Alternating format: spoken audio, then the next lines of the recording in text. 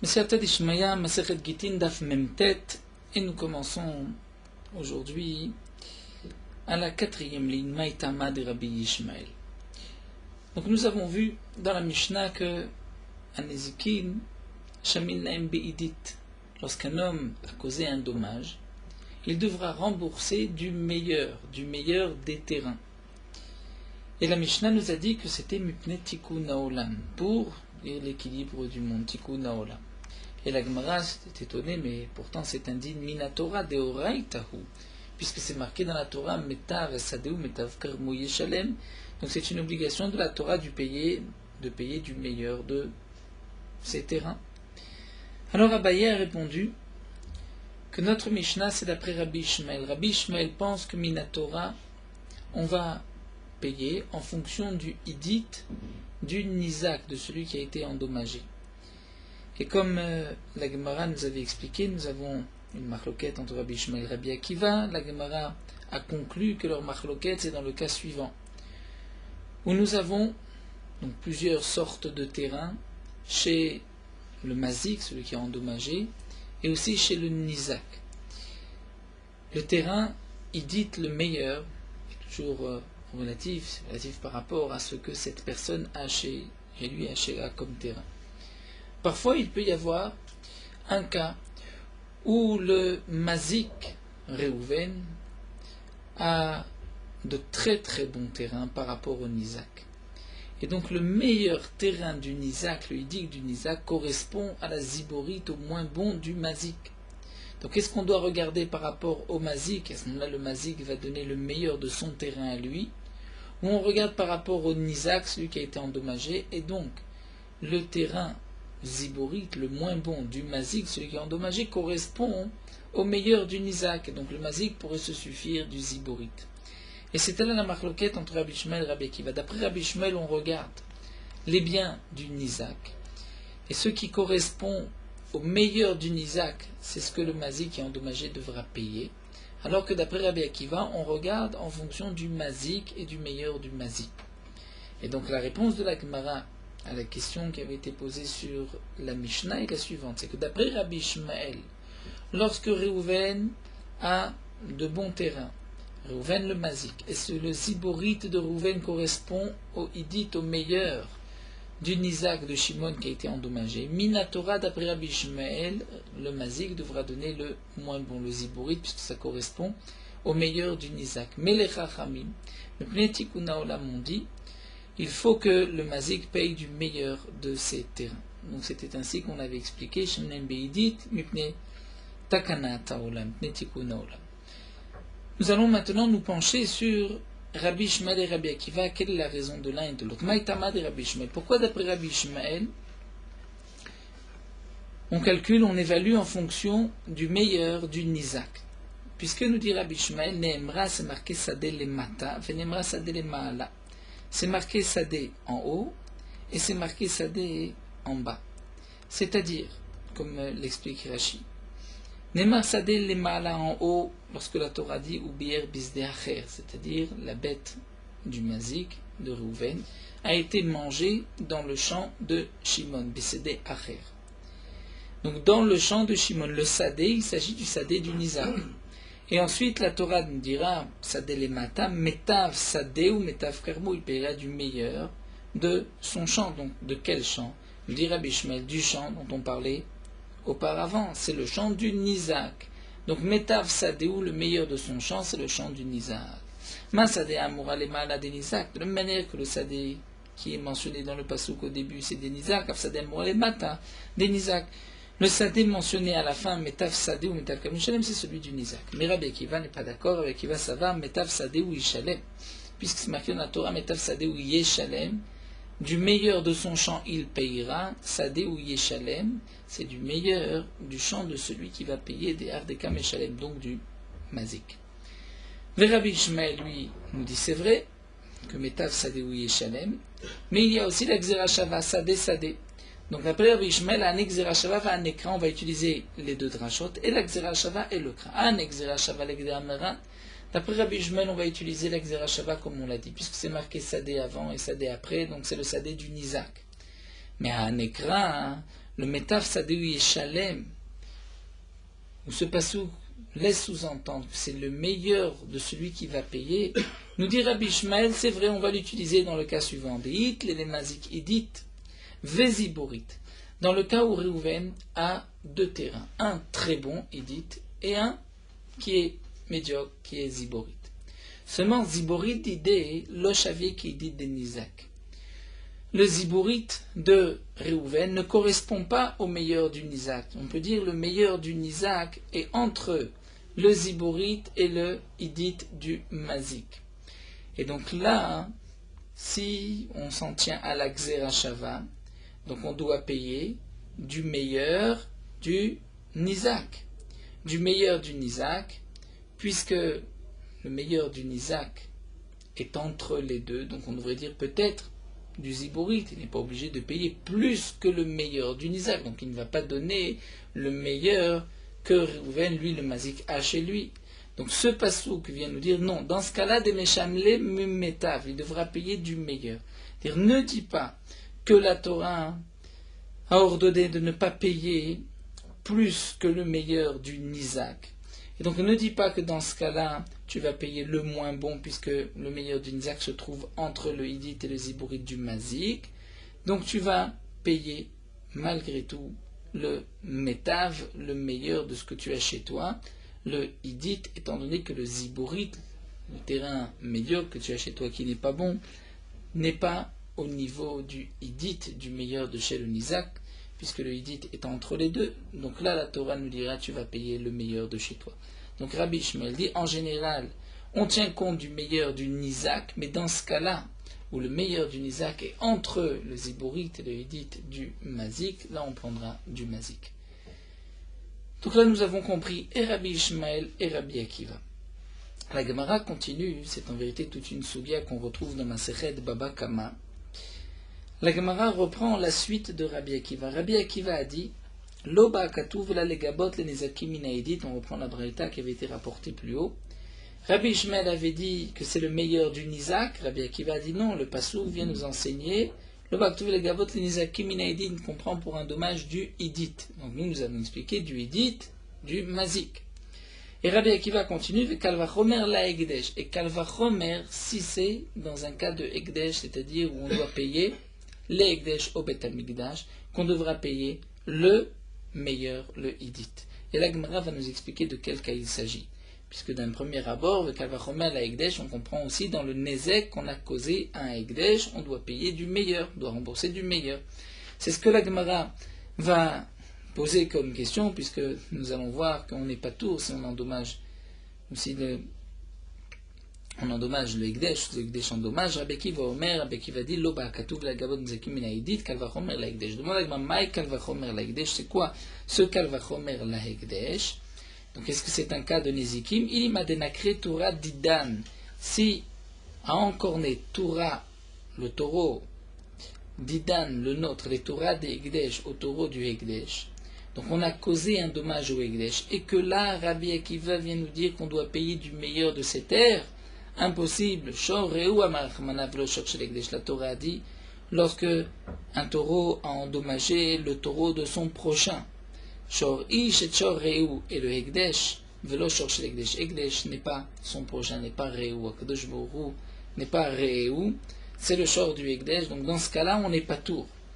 La Torah a donné un grand chidouche que lorsque on a endommagé le Ekdesh, on n'est pas tour.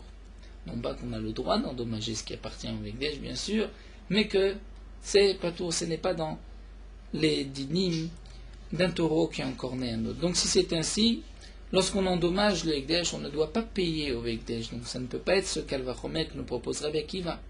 Et là, la Gemara nous dit, on ne parle pas, c'est vrai, de Nezikin, on doit dire ainsi. Il a le Omer.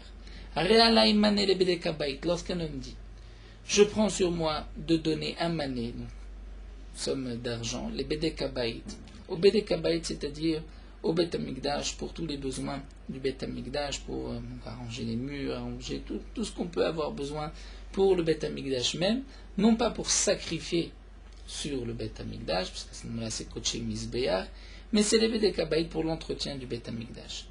Et à ce moment-là, Ate Gizbar, Date Gizbar Veshakil Midit. Le Gizbar qui vient payer, donc le responsable du Ekdesh qui vient prendre le mané, va prendre le meilleur, c'est-à-dire un mané, un terrain.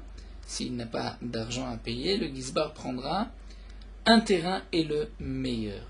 Donc peut-être que ce que veut nous dire Rabbi Akiva, c'est dans ce cas-là que le Ekdesh va pouvoir prendre de chez cet homme le meilleur de ses terrains, le Hidit de celui qui a fait le vœu. Mais là, la Gemara n'est pas d'accord. Loye et la Baal Chov. Demande la Gemara, lorsqu'un homme s'engage à donner au Beth Amikdash un mané, il doit de l'argent au Beth Amikdash. Lorsque le Gizbar vient prendre cet argent, c'est comme si en vérité Réhouven avait emprunté de l'argent à Shimon et que Shimon vient récupérer cet argent. Là, Réhouven offre au Beth Amikdash, donc Réhouven doit au Beth Amikdash. Le Beth Amikdash vient se servir. Pourquoi le Beth Amikdash prendra du Hidit, du meilleur? On devrait prendre comme un Baal Chov mi Benonit, de ce qui est moyen au Baal Chov dino Benonit. Donc comment se fait-il, comment Rabbi Akiva viendrait nous dire que le Baal Chov ici prendra du meilleur, dire le Ekdesh pourrait prendre du Ekdesh? Ritema, peut-être nous dit la Gemara pour comprendre. On pourrait dire que ça va Rabbi Akiva. Baal Chov Shakil Kil Beidit Kenezikin, peut-être que Rabbi Akiva lui pense que même un Baal Chov, lorsque Rouven a emprunté de l'argent à Shimon et que Shimon vient se faire payer chez Rouven, peut-être que Shimon peut prendre du Hidit, du meilleur. Et donc, le Ekdesh aussi prendra du meilleur. Non, nous dit la Gemara. Et Kalemi frère, même si on pense ainsi, même si tu dis que le Baal Chov prend du Hidit, et tu voudrais dire que lorsqu'un homme a offert de l'argent au Beth Amikdash et que le Beth Amikdash, le Gizbar, vient se servir, on doit prendre du Hidit, et ça tu vas l'apprendre par un Kalvachomer. La Gemara dit non, ce n'est pas un Kalvachomer. Pourquoi? On pourrait faire une différence entre le Beth Amikdash et un Baal Chov. On pourrait dire Male Baal Chov sheken yafe kocho benizikim. Un Baal Chov, lorsque Shimon vient se faire rembourser son argent, c'est vrai que là on pourrait dire d'après Rabbi Akiva que Shimon prend du Hidit, du meilleur de chez Réhouven. Pourquoi? Parce qu'on voit par ailleurs dans le cas des Nezikim que Shimon a aussi, si on peut dire, Yafé Kocho a de la force, et que si Réhouven avait endommagé Shimon, Shimon aurait pu se servir du Hidit, du meilleur de chez Réhouven. Alors que le Ekdesh, chez Kenora Kocho Benizikim, on voit par ailleurs que le Ekdesh n'a pas la même force dans Nezikim, puisque si Réhouven a endommagé le Ekdesh, il est patour, il ne doit pas payer. Donc de dire que lorsque Réhouven doit de l'argent au Ekdesh, le Ekdesh va prendre du Hidit, c'est un Kalvachomer d'un idiote, ce n'est pas vrai, on ne peut pas faire ce Kalvachomer, on peut faire une différence, puisqu'on voit que là les Nezikim, on est Mahmir, et là on est Mekil, peut-être que pour le Ekdesh, on ne prendra pas du meilleur du Mazik. Alors la Gemara répond, voici dans quel cas Rabbi Akiva a dit Kalvachomer la Ekdesh. Le'olam denagere Torah didan et Torah d'Ekdesh. On reprend. Comme on pensait au début que c'est notre taureau qui a encorné le taureau du Ekdesh. Et là, Rabbi Akiva vient nous dire que le Ekdesh va se faire payer ce dégât, minaïdit du meilleur des biens de celui qui a endommagé, donc du propriétaire du taureau. Nous avions posé la question, mais dans un tel cas, un homme est pas tout, si on a endommagé le taureau du Ekdesh. Eh bien, nous dit la Gemara, Rabbi Akiva pense comme Rabbi Shimon ben Menassia. Des Tanya, Rabbi Shimon ben Menassia dit que ce que nous avons vu, une différence entre ce que nous connaissons bien dans Baba Kama, le tam et le mois, le taureau tam, qui est encorné pour la première ou la deuxième fois, la troisième fois, et entre le taureau qui a déjà encorné 3 fois, où le tam il paye la moitié du dégât et le mois il paye le nezek shalem, tout le dégât. Ça nous dit Rabbi Shimon ben Menassia, c'est seulement à propos d'un taureau de Hédiot qui a, c'est-à-dire d'un homme simple, qui a endommagé un shor d'un autre Hédiot, c'est-à-dire le taureau de Rouven a endommagé le taureau de Shimon. Mais si le taureau de Rouven a endommagé le taureau du Beth Amikdash, là, Rabbi Shimon ben Menassia pense, ce n'est pas qu'on n'est pas tour. Au contraire, même dans Tam, on est chayav nezek shalem. Donc Rabbi Shimon ben Menassia pense en vérité que lorsqu'on a endommagé le taureau du Ekdesh, on doit payer nezek shalem, même si on est Tam. Et donc c'est dans ce cas-là que Rabbi Akiva dira que le Ekdesh va se faire payer du Hidit. Et Rabbi Akiva, ça va là que Rabbi Shimon ben Menassia, Rabbi Akiva pense comme Rabbi Shimon ben Menassia. Détaillé, nous avons une braïta Rabbi Shimon ben Menassia Omer, shor shel Ekdesh. Chez Nagar, le shor shel Hédiot patour, si c'est le taureau du Beth Amikdash qui a endommagé le taureau d'un particulier, le Beth Amikdash est patour. Parce que la Torah a dit, si c'est shor ish qui a endommagé. Et si chez les Diot, chez Nagar et chez l'Ekdesh, c'est-à-dire le taureau d'un particulier de Rouven qui a endommagé le taureau du Ekdesh, la Ben Tam Ben Moat Mishalem Nezek Shalem. Donc d'après Rabbi Shimon ben Menassia, on paye Nezek Shalem. Donc ce que nous a dit ici Rabbi Akiva, que dans tous les cas on payera du meilleur des terrains du Mazik. Et Kalvachomer la Ekdesh, c'est Kalvachomer la Ekdesh, lorsque notre taureau, encore né le taureau du Ekdesh, l'Ekdesh se fera payer du meilleur des terrains. Donc, bien sûr, dans tous les cas, lorsqu'on rembourse avec de l'argent, on paye le dégât avec de l'argent, on paye la dette, on paye même la ktuva de la femme avec de l'argent. Là, il n'y a pas de question du Idi, du Zibouri, du Benonit. De l'argent, c'est toujours, si on peut dire, toujours Idit. Mais, lorsque celui qui doit rembourser n'a pas d'argent et il veut payer avec un morceau de terrain, là, nous avons ces différences entre Idit, Benonit et Ziborit.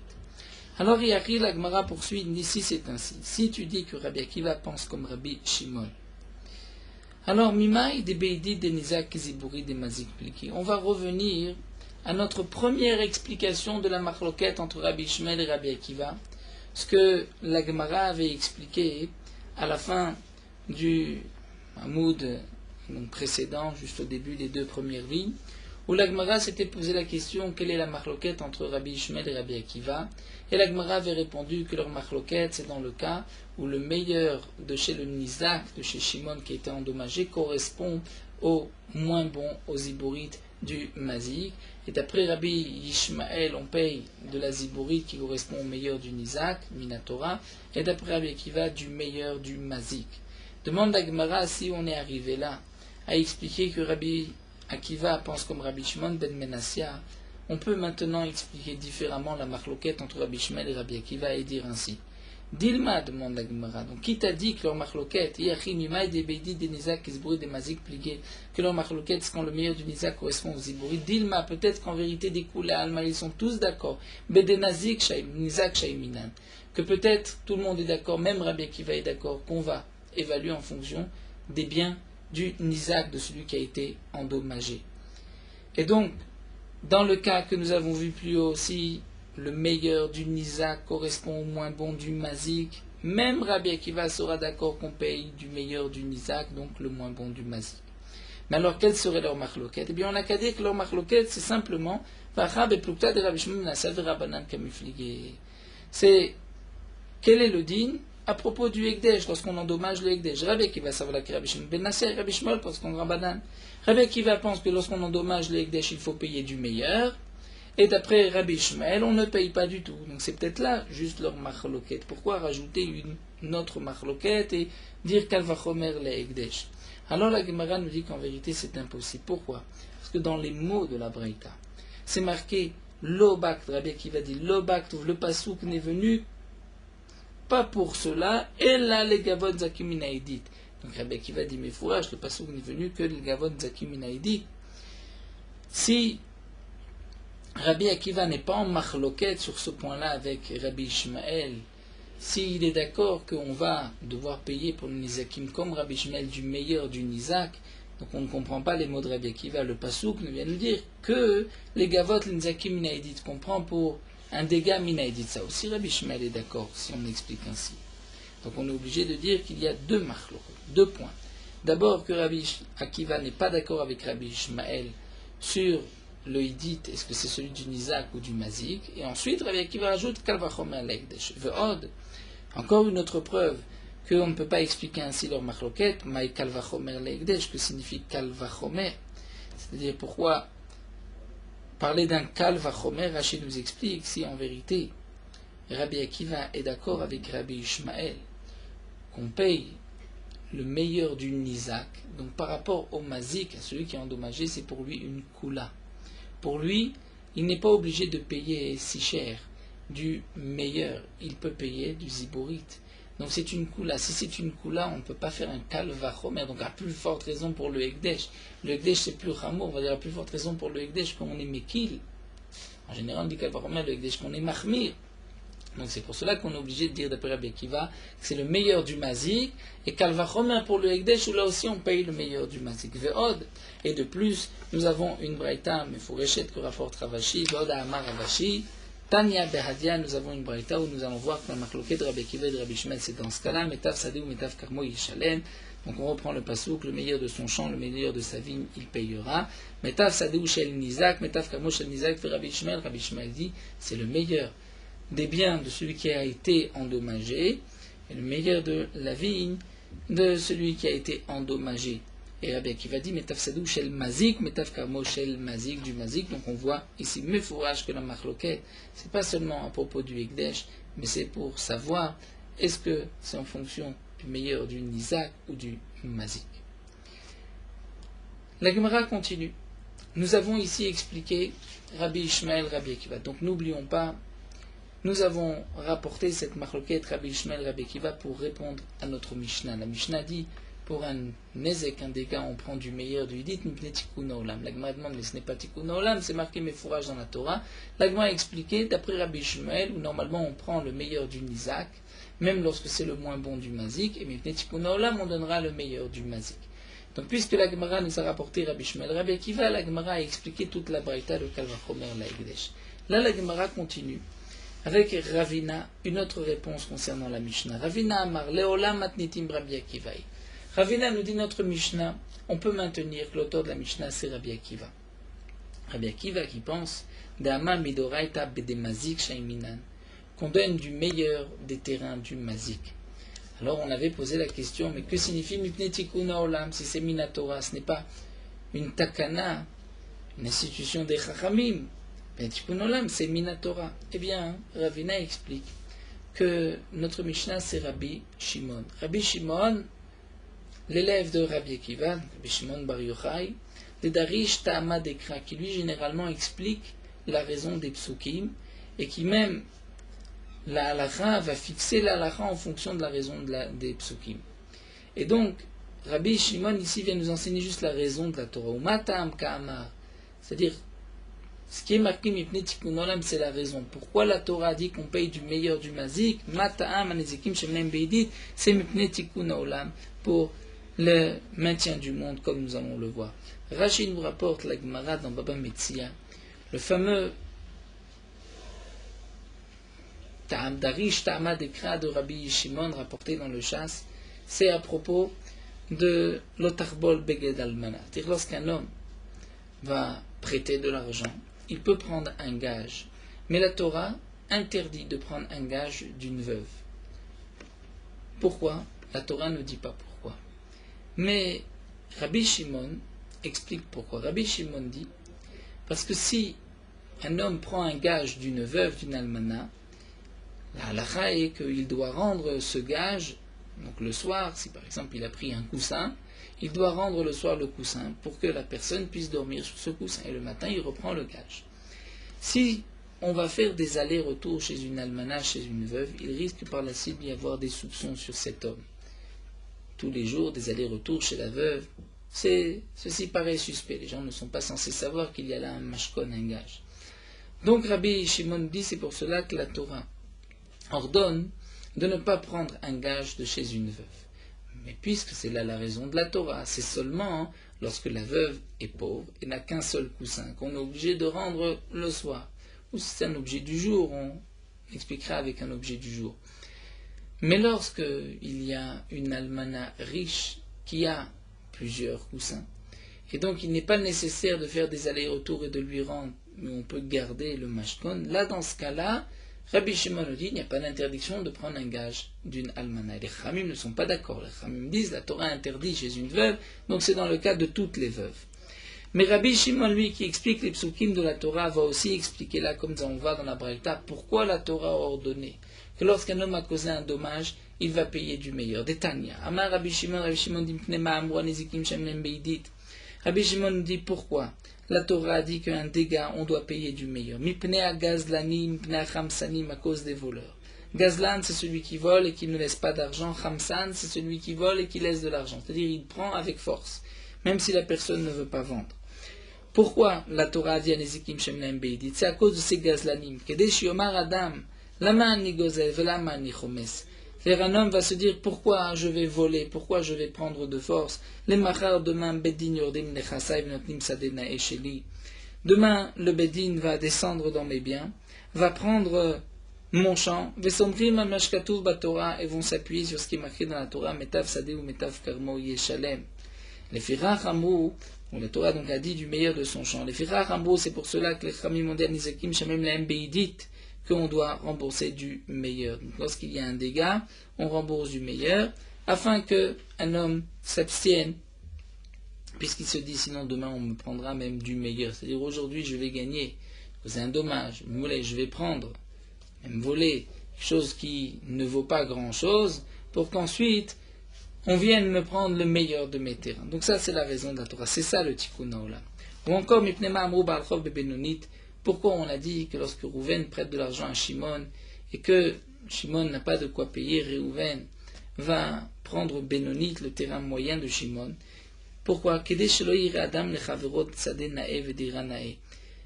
Pourquoi Benonit et pas Beidit? Parce que si c'est Beidit, on peut imaginer le cas suivant. Shimon a de très beaux terrains.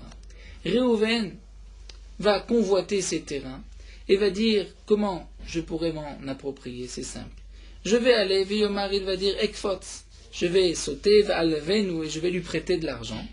Demain, il ne va pas avoir de quoi me rembourser en argent liquide et je vais aller prendre des terrains et je prendrai le meilleur de ces terrains et donc je vais pouvoir m'approprier de ce que je désire.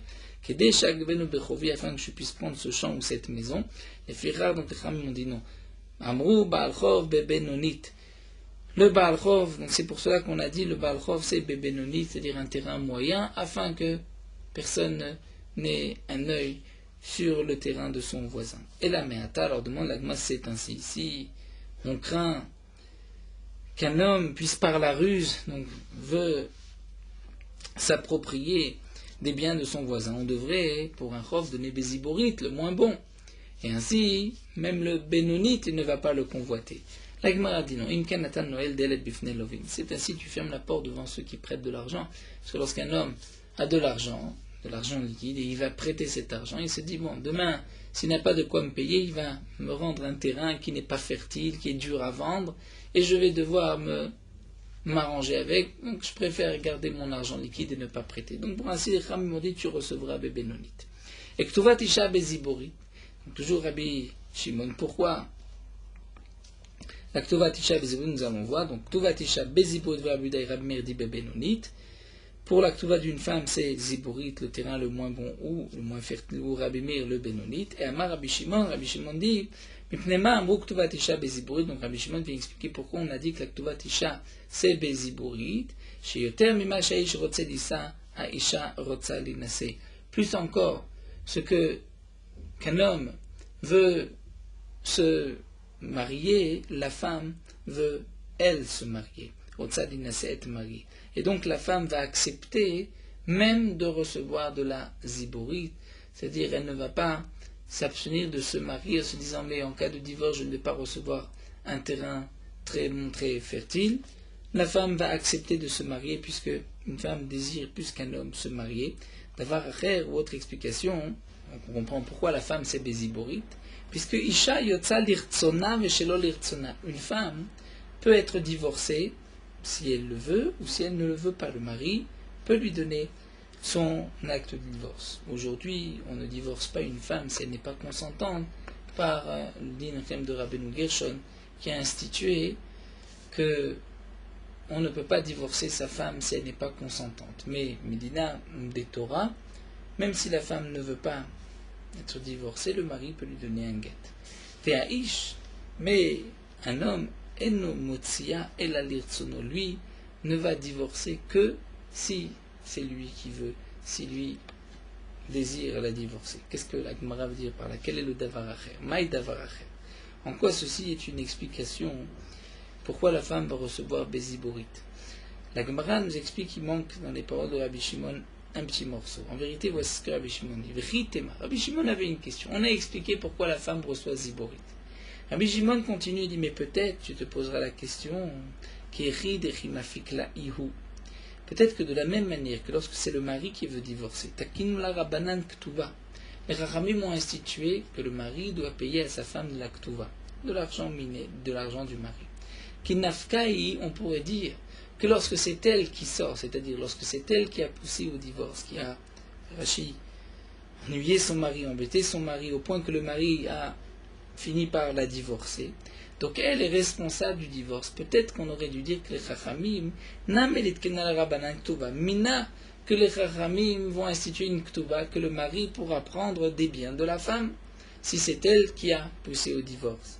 Tashma, donc là la Gemara répond à cela en disant Isha yotza lirtzona, veshelo lirtzona. La femme peut être divorcée, qu'elle le veuille ou non, qu'elle soit consentante ou pas. Donc, les Chachamim ont institué une Ktuba. Si le mari veut divorcer, il doit lui donner la Ktuba. Ve'aish, mais un homme, enomotzi el alirtzono, il ne divorce que s'il veut.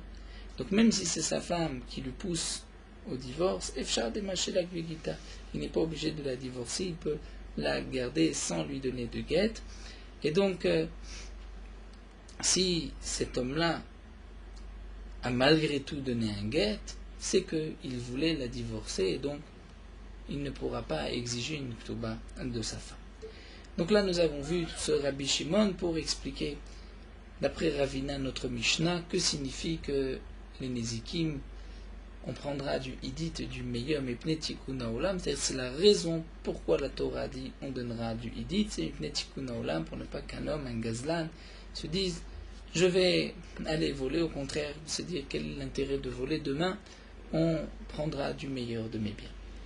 La Gemara continue Ktubat Isha Beziborit. Nous avons vu que la Ktuba d'une femme, c'est Beziborit, c'est le terrain le moins fertile, le moins beau. De toutes les manières, si un homme a marqué dans la Ktuba de sa femme, prendre des 212, les Mataim, les 2 manées qu'un homme doit donner à sa femme en cas de divorce, lorsqu'il doit payer Beziborit, qui est un terrain qui n'est pas très fertile, il payera, bien sûr, une plus grande superficie de terrain que si c'était du Benonite, un terrain Benonite ou un terrain Hidite. La différence entre Hidit et Moed, c'est dans la qualité, et donc automatiquement dans la superficie, dans la grandeur du terrain. Un grand terrain Beziborit vaut un petit terrain Beidit. Amar Marzoutra Beri de Rav Nachman. Marzoutra, le fils de Rav Nachman, dit Lo Amran et la Miyatme. Ce que nous avons dit qu'une femme percevra sa Ktuva Beziborit, on a dit Elamiyat, mais que si elle prend des orphelins, c'est-à-dire dans le cas où son mari est décédé, ou dans le cas où le mari a divorcé et ensuite il est mort, là elle prendra Miziborit, aval miné d'idée. Mais si le mari divorce et que la femme vient chercher sa Ktuba chez son mari, là Bénonite, il devra prendre des Bénonites du terrain moyen. Pourquoi? Nous allons expliquer pourquoi. La Gemara nous dit Miyatme, si c'est Miyatme, si dans notre cas, la Ktubat Isha, c'est Beziborit seulement des Yotomim lorsqu'on prend des orphelins. Alors demande la Gemara, Maïri Ktubat Isha, ce n'est pas un din seulement dans la Ktuba d'une femme. En vérité, à Filou Kol Mile, toute chose, tout ce qui est marqué dans la Mishnah, c'est-à-dire même un Nezek ou une dette, lorsqu'on va se faire payer des Yotomim, des orphelins, si par exemple un homme endommagé qu'il est mort, on va se faire payer de chez les orphelins, mais on prendra toujours que les Ibouris des orphelins. Si un homme doit de l'argent, Reuven doit de l'argent à Shimon, Reuven meurt, Shimon va se faire payer des Yetomim, il prendra aussi Ziborit. Donc ce qui est marqué dans la Mishnah, Ktuvat Isha Beziborit, Nezikim, c'est Idit, Baal Chov, c'est Benonit, Ktuvat Isha, c'est Ziborit. Si tu dis que Ziborit c'est Yetomim, alors même Nezikim et Baal Chov, comme nous l'avons vu dans la Mishnah, Maïr Ktuvat Isha, donc pourquoi nous parler de la Ktubat Isha, c'est des Yetomim? En vérité, à Philo Kol Milename, même toute chose, c'est-à-dire même Nezikim et Baal Chov, on prendra des Yetomim toujours de Ziborit. Des Hatnan, puisque nous avons une Mishnah, une Ephraim, Yerse Yetomim et la Mina Ziborit, on ne pourra faire payer des biens des Yetomim que Mina Ziborit, que du terrain le moins bon. Donc ce qui est marqué dans la Mishnah, Ktubat Isha Beziborit, ce n'est pas des orphelins, et là, on est obligé de dire miné. C'est lorsque la femme va prendre son argent de son mari, il est encore vivant, il a divorcé, elle vient prendre son argent, là elle recevra Beziborit, même dans ce cas-là. Alors la Gemara dit non, Léola miyatme, en vérité on parle miyetomim. Miyetomim, on se fera payer, la femme se fera payer la Ktuva Miziborit. Mais si c'est du mari, elle prendra Bénonite comme toute dette. Alors on se posera la question, mais si c'est des Yetomim, c'est pas seulement Ktubat Isha. La Gemara dit ici, Ktubat Isha et Tserela, en vérité c'est vrai. que lorsqu'on va se faire payer des orphelins, aussi bien pour un dégât ou pour un Baal Chov, une dette, c'est toujours Minaziburit. Alors pourquoi la Gemara précise Ktubat Isha c'est Beziburit de Itomim. En réalité, c'est dans tous les cas. C'est que pour Ktubat Isha, il y a un chidouche. Ça, j'aurais pu croire. Mishum China. À cause du Chen, c'est-à-dire afin que les hommes trouvent grâce aux yeux des femmes, qu'une femme puisse se dire je me marie et si demain il divorce, eh bien je vais récupérer de l'argent de la Ktuba, du meilleur, et ainsi, ou du Benoni, quelque chose de moyen, ainsi la femme va être encouragée à se marier. Donc j'aurais pu croire que les Chachamim ont fait une koula et kilo rabanan gaba, et que même si on prend des yetomim, même si l'homme meurt, la femme pourra prendre quelque chose de Benoni, de moyen, donc kamash malan que non. Et donc le chidouche de la Mishnah, c'est de dire que même la Ktubat Isha, c'est Minaziburit lorsqu'elle prend des yetomim. J'aurais pu croire que la Ktubat Isha c'est différent et elle prendra quelque chose de mieux, donc kamash malan que non. Amar Rava va essayer de nous apporter une preuve. Donc la question qui est débattue ici, c'est quel est le din lorsque la femme Ktubat Isha va récupérer son argent du mari. Est-ce qu'elle prend Beziburit, du moins bon, ou elle prend Bébenonit, puisque c'est du mari même. Alors Rava nous apporte une preuve, c'est marqué, Rabbi Meir Omer, Ktubat Isha Bébenonit, la Ktuba d'une femme, c'est Bébenonit. Comment est-ce possible que la Ktuba d'une femme soit Bébenonit? Miman, de qui? Lorsqu'elle prend de l'argent de qui? Et il dit, mais si c'est des orphelins, n'est-ce pas, Rabbi Meir n'a pas cet enseignement qu'on ne prend des biens des orphelins que Mina Ziborit, donc tu es obligé de dire la lave miné du mari. Et donc Rabbi Meir dit que du mari c'est Bébenonit. Donc si Rabbi Meir dit que la Ktubat Isha c'est Bébenonit du mari, Michlal de Rabbanan c'est vrai. Donc ça veut dire que les Chachamim, puisque nous avons rapporté plus haut Rabbi Yehuda et Rabbi Meir, Rabbi Yehuda dit Béziborit, Rabbi Meir dit Bébenonit. Donc si Rabbi Meir dit Bébenonit lorsqu'elle prend du mari, donc ça voudrait dire que d'après Rabbi Yehuda, donc les Chachamim, l'alacha Rabbi Meir, Rabbi Yehuda, l'alacha est comme Rabbi Yehuda. Donc dans ce cas-là, on devrait dire que d'après les Chachamim, c'est Béziborit, du moins bon, même lorsqu'elle prend du mari. Donc c'est contraire à ce que nous dit Marzoutra. L'Agma répond l'eau. Léola miyatme. En vérité, ce que nous dit ici Rabbi Meir, qu'elle prendra Bébenonit, c'est des yetomim. Seulement, Shanek Tovatisha Mishum China. Dire bien que généralement, lorsqu'on prend des orphelins, c'est toujours du zibouri, du moins bon, mais pour la Ktova d'une femme, à cause de cette notion de China, afin que les hommes trouvent grâce aux yeux des femmes et que les femmes acceptent plus facilement de se marier, donc là, il y a une raison d'après Amir qu'on doit prendre du Benonit. Amar Abaye va apporter une autre preuve. Est-ce que la Ktuba d'une femme, lorsqu'elle prend cette Ktuba, elle prend son argent de son mari, est-ce qu'elle prendra Benonit aux Ziborit? Voici notre preuve. Tashma. Hanezikin Shamem Laim Beidit. Lorsqu'il y a un dégât, on va évaluer en fonction du Idit, du meilleur. Ou Baal Chov, lorsque c'est une dette Benonit, de ce qui est moyen. Vektubat Isha, c'est Beziborit. Donc on parle, a priori, de trois cas, mais dans le même contexte. Miman, est-ce qu'il y a miyatme? On parle dans ces trois cas que le dégât est perçu des orphelins, ou la dette des orphelins, Ktubat Isha des orphelins. Si c'est ainsi, Maïrik Ktubat Isha, ce n'est pas seulement la Ktuba de la femme qui est Beziborit, Afilu Kolanena, mais même lorsqu'il s'agit de percevoir le dégât, l'argent du dégât, ou une dette, c'est aussi Minaziburit, lorsque c'est des orphelins, comme nous l'avons vu dans la Mishnah, elle la lave miné. Donc tu vois que c'est miné de lui. C'est-à-dire que lorsque la femme va récupérer son argent du mari, c'est là où il y a une différence entre un dégât, lorsqu'on se fait payer de celui qui a endommagé du propriétaire du taureau, c'est du meilleur. Pour une dette, c'est Benoni. Et pour la femme, c'est Ziborit, même lorsqu'elle se fait payer par son mari. Donc là, nous avons encore une fois une preuve contre Marzoutra. Amar Avacha bar Yaakov, Avacha bar Yaakov répond et dit non. Hacha bema yeskinan kegon shenase arev le niske beno. Le Baal Chov beno, ou le Ktuvat kalato. Ve'ai kidine, ve'ai kidine. C'est-à-dire, répond Avacha bar Yaakov, une réponse c'est particulière, composée de plusieurs notions.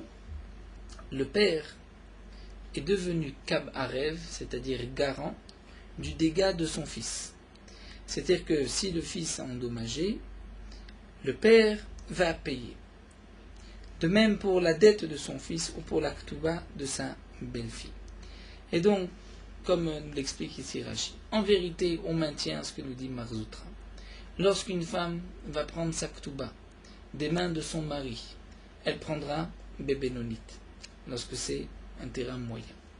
Notre Mishnah, où c'est marqué Miziborit, et que pour le dégât c'est Midit et le Balchov c'est Bénonite, ici on parle lorsque le dégât va être payé chez le garant, la dette chez le garant ou la ktouba de la femme chez son beau-père, chez le garant.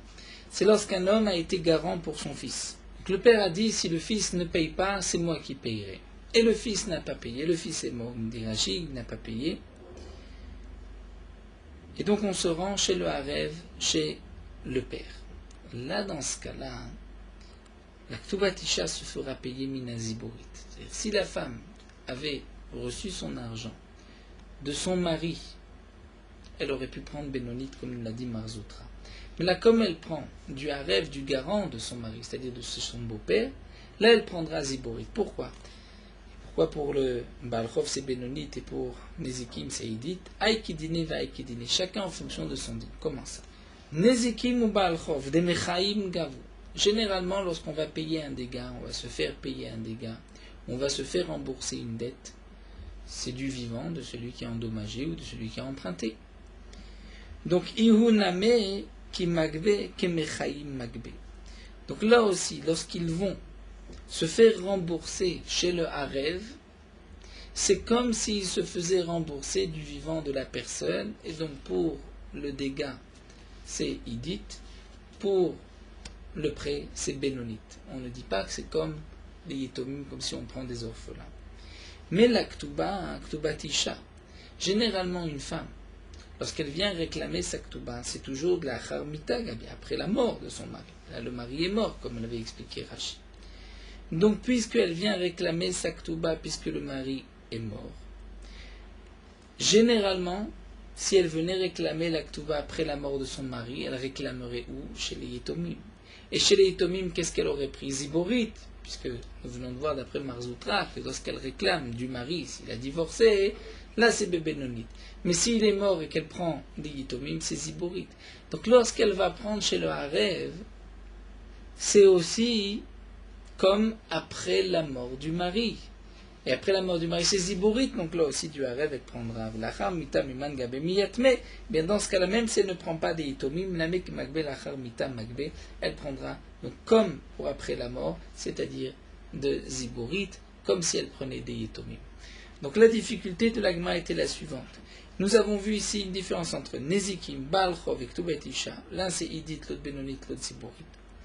Théoriquement, on ne parle pas des yitomim, sinon il n'y a pas de Idit et de Bénonite. On parle donc de la personne même, c'est la personne même. Ça veut dire que la Ktouba tisha prendra Ziborit même du mari lorsqu'il est vivant. L'agma répond, si elle avait pris du mari, c'est Bénonite. Et si elle n'a pas pris du mari, mais elle n'a pas pris non plus des yitomim. Parce que si on parle ici du cas des yitomim, même dans le dégât et dans le balchov, on devrait payer Ziborit. Donc c'est pour cela qu'on a été chercher un cas particulier où le père, le beau-père, était garant.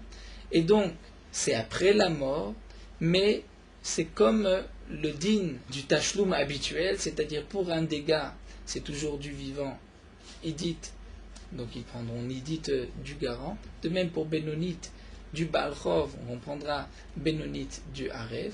Mais comme la ktouba de la femme, c'est comme après la mort, et après la mort, c'est yitomim, donc là on prendra miziborit, comme pour les yitomim. Alors la Gemara pose une question, veti pokle de harev de ktouba lomishtabed. Je devrais déduire de là que de toutes les manières il est pas tôt. Pourquoi? Puisque nous avons un klal. Lorsqu'un homme s'engage à être garant d'une ktouba, lomishtabed, il n'est pas engagé en rien. Il n'est pas obligé de payer, c'est ce que nous verrons par la suite, la Gemara nous rapportera la raison. Alors la Gemara répond, ici c'est différent, on parle des kablan, c'est-à-dire c'est un harev kablan. Que signifie un harev kablan? Rashi nous explique, c'est quand le mari, prendre le cas du mari, avait préparé des biens mobiles pour la ktouba de sa femme. Et elle a pris ces biens, elle les a donnés donc, au harev, au garant, en lui disant, voici tu vas garder ces biens-là, ce sont les biens que je peux récupérer de ma ktouba. Et cet homme-là, ce garant, les a rendus au fils. Donc le père ici les a rendus au fils. Donc là, il est plus responsable. Il est harev kablan. Là, dans ce cas-là, il s'est engagé. Donc là, la Gemara nous dit, on parle dans le cas d'un harev kablan. Harev kablan, il est responsable de payer la ktouba. Hanicha le mandama, mais nous dit la Gemara, tout ceci est valable seulement d'après celui qui pense qu'un kablan, lorsqu'il y a un garant qui arrête kablan, afalgav de l'être les nirse les lové mishtab, même si le lové n'avait pas d'argent et que le kablan s'est engagé, eh bien le kablan est engagé. Il est engagé même s'il n'y avait pas d'argent. Pourquoi? Puisque celui qui a prêté pensait que le kablan allait vraiment rembourser. Et là, le mandam marit les mishtabed, il était le mishtabed. Mais d'après celui qui pense qu'un ref kablan, le garant, n'est engagé que si le lové lui-même a de l'argent. Il a de l'argent, donc là, le kablan se dit, bon, lui a de l'argent, je m'engage aussi au cas où il y a un problème. Et là, il devra payer. Mais s'il n'a pas d'argent, il était l'omishtabet, maïkalimma, qu'est-ce qu'on pourra répondre? Puisque cet enfant, Rashi, lorsqu'il se marie, il n'a pas de biens. Puisque nous dit Rashi, s'il avait des biens, ce n'est pas nécessaire d'aller chez le Harev, puisque nous avons une règle, on ne se rend chez le Harev que si la personne n'a pas de biens. Et si la personne, l'enfant, celui qui s'est marié, avait des biens, ces biens ont été hypothéqués. Donc on parle qu'il n'avait pas de biens. Mais s'il n'y a pas de biens, il n'y a pas de Harev. Donc en réalité, toute la Gemara ici continue pour expliquer. Nous avons eu une question, on a voulu répondre qu'il y avait un garant, mais on dit un garant pour une Ktubatisha n'est pas engagé, comme nous verrons, puisque en vérité, il permet juste la mitzvah que les deux se marient, mais il ne s'engage pas véritablement, comme nous verrons donc juste après. Donc la Gemara demande comment est-ce possible qu'il y ait là un rêve de la Ktuba. La Gemara a répondu à rêve Kablan. La Gemara dit à rêve Kablan, c'est seulement si le lové avait de l'argent. Ici, le jeune marié n'avait pas d'argent. S'il avait de l'argent, on n'irait pas chez le Kablan. Alors la Gemara répond, on peut répondre, une première réponse, il avait des biens, mais ces biens ont été, ont été inondés. Et donc, c'est pour cela qu'on se rend chez le garant. Et le garant, effectivement, était Meshoubat, puisque cet enfant, lorsqu'il s'est marié, avait de l'argent. Où on peut dire, qu'un homme, d'une manière générale, vis-à-vis de son fils, il va toujours s'engager à être kablan, même si son fils n'a pas d'argent. Il y a un véritable engagement. Et donc, on pourra répondre que la Ktubatisha, ici, on parle lorsqu'on va se servir du Harev, donc du beau-père qui était Harev, et lorsque le beau-père est Harev, là dans ce cas-là on prendra la Ktubatisha Miziborit, même si, comme l'avait dit Marzoutra, lorsque la femme va réclamer son argent de son mari, même s'il a divorcé, c'est Benonit. Donc là nous allons nous arrêter ici, nous allons donc juste expliquer que Ktubatisha Miziborit, d'après Marzoutra, c'est seulement lorsqu'elle prend sa Ktuba des orphelins, mais si elle prend de son mari, elle prendra Benonit. Mais d'autres sont Cholkim sur Marzoutra, comme nous le verrons, et que dans tous les cas, la femme ne pourra prendre que Mina Ziborit et pas Mina Benonit, même lorsqu'elle va se servir chez son mari. Nous poursuivons Merot Alacha Daf Memtet. Comment va-t-on se prosterner?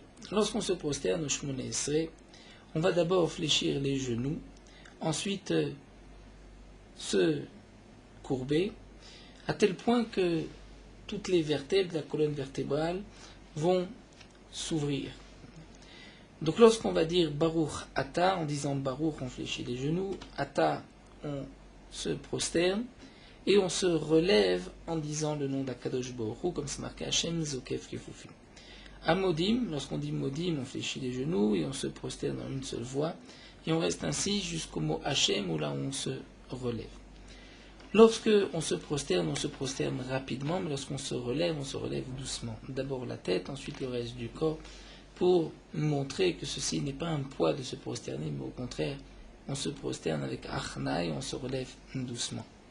D'après le Harizal, lorsqu'on dira Baruch, on va se prosterner, courber le corps. Lorsqu'on dira Ata, c'est la tête qu'on va pencher. Lorsqu'on dira Hashem, on va d'abord lever le corps et ensuite la tête, et de même pour Modim.